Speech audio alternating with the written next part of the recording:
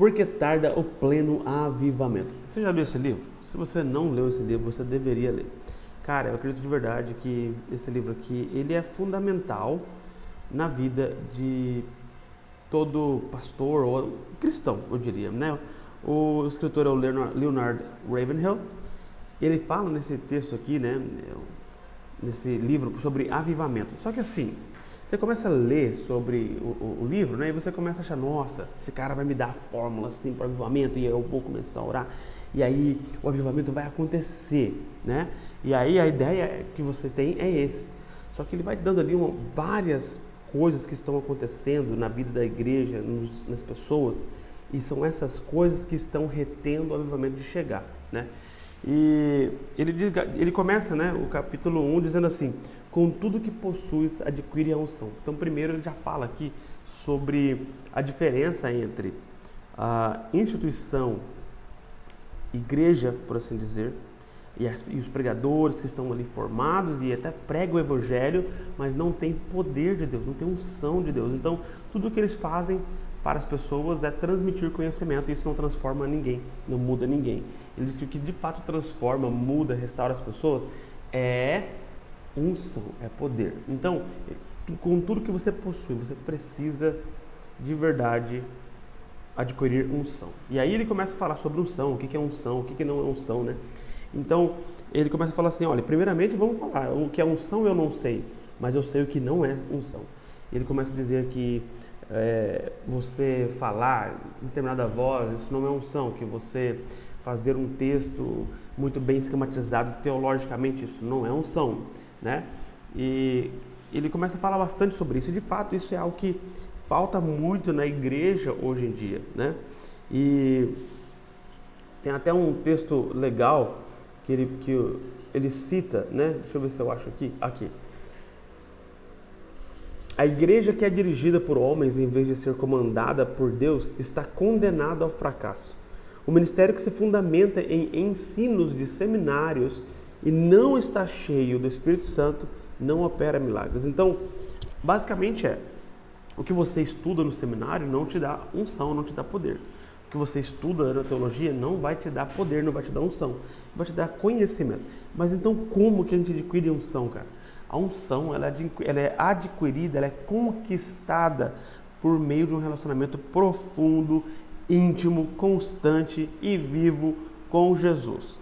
Pronto, não adianta. Não tem outro meio de você adquirir unção, senão por meio de oração, uma vida de santidade, devoção ao Senhor, né? Por meio das disciplinas espirituais que o Senhor Jesus nos ensina, né?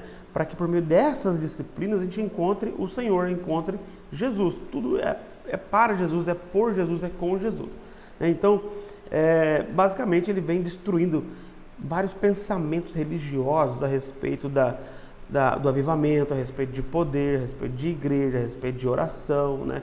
De uma vida de oração, de uma vida de clamor, né? Ele fala bastante também sobre lágrimas, sobre você orar e você chorar.